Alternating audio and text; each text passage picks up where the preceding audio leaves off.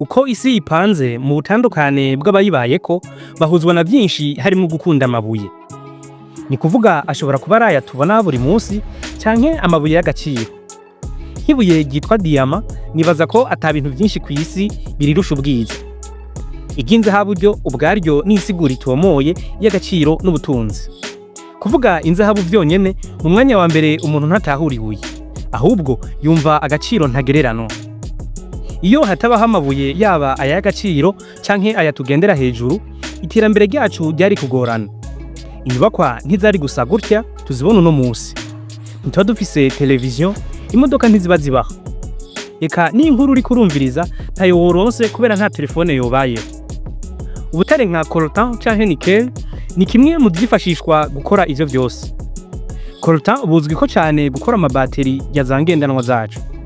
Nickel yo yifashishwa cyane mu gukora ivyuma birinda ingese, amabateri y'imiduga ikoreshwa n'umuyaga nkuba, amafaranga yo mu bwoko bw'ibingorongoro, ndetse yifashishwa no mu kunga ivyuma bikoreshwa ku bigendajuru kubera ubukomezi bwayo hamwe no kurinda ubushuhe bw'umurengera.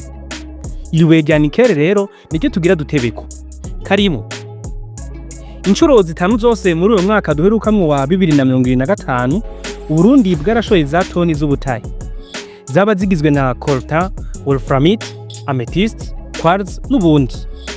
Ariko nta munsi numwe harashorwa bwo mu bwoko bwa nickel. Ni mu gihe ubu busanzwe buvugwa mu misozi myinshi y'u Burundi. Kanje ubwanje ndiko ndababwiriye inkuru, natanguye kumva ijambo nickel niga mu mwaka wa gatatu w'amashure y'intango.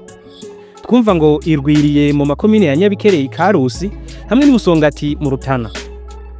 Kwa gatatu w'indwi aho hatangazwe icese igitabo Une nation en marche, Perezida w'u Burundi Evariste Ndayishimiye yaragarutse ku mabuye y'agaciro cyane cyane ibuye rya Nickel.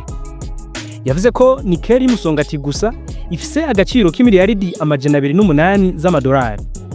N'amafaranga menshi cyane ahubwo mu bundi buryo agaragara mu buryo bw'inyandiko za banki gusa.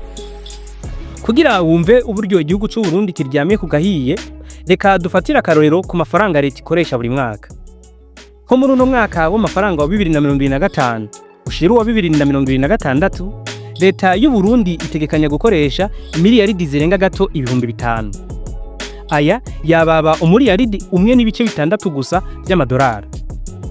Bisobanuye ko dufashe wa musaruro wa Nickel y'Musongati, leta yo bifise imyaka yababa 130 ata kibazo na kimwe igize, ahubwo ibandanya kwirangurira imigambi yayo y'iterambere. Aha uca mwumva ko ivya ya mafaranga avanze y'igihugu muri za FMI, Banque Mondiale, BAD, eka n'ahandi biba bisezerewe.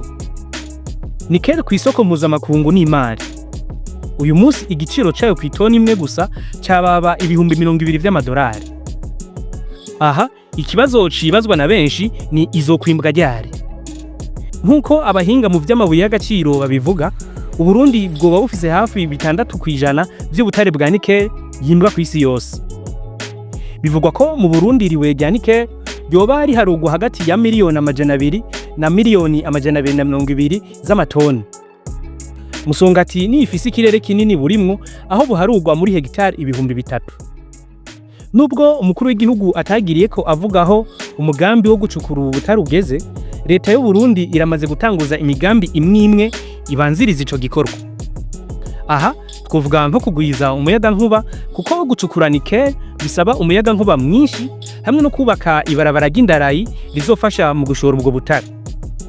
Ikindi gikorwa gisa n'icakozwe ni gusubiramwo itegeko rigenga ivyo gucukura ubutare. Aha hari amashirahamwe menshi yahawe uburenganzira bwo kwimba iryo buye, ariko ataco yashitseko. Ubu amashirahamwe akwije vyangombwa byo gucukura ubutare mu Burundi nabiri gusa: Sotevo na Sonalek. Aya nkumbure niyo ashobora kuzokwimba iryo tungo Burundi bwibitseko canke haze n'amashashi. Impande y'ivyo vyose ntitwokwirengagiza no gushira imbere ubumenyi bw'abazoyimba. Ubundi kuva ku mareta ya kera barabona ko ibuye rya Musongati rizoteza imbere igihugu. Nko kuri Republika ya kabiri yari iyobowe na Colonel Jean Baptiste Bagaza, hararungitswe abarundi mu mashure y'Uburaya nko mu Burusiya baja kwiga ibyo gucukura Nickel n'ubundi butare bijana.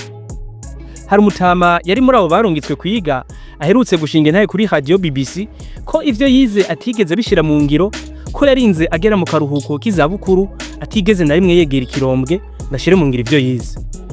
Ariko bishobora kuba bitavuye kuri we kuko nk'uko namaze kubikubwira Nyabikere isaba uburyo bwinshi kugira ishobore kwimbwa. Muri ruheshi 2023 umukuru w'inama nshingamateka yarashikirije iciyumviro c'uko abanyeshure biga ibijanye n'ubutare boba benshi kugira havyazwe umusaruro ubutunzi bw'igihugu. Ico gihe yasigura ko hariho abanyeshure bifuza kuvyiga yamara bantirwa. Daniel Gerazi Ndabira yavuga ko ari mu ntumbero yo gusezerera burundu kwama dusega abahinga baza kudufasha kubikora ibituma rimwe na rimwe busahurwa. Kubwanyu kugira iyi Nyabikere yimbwe neza nibazo ko hoshigwa inguvu hehe?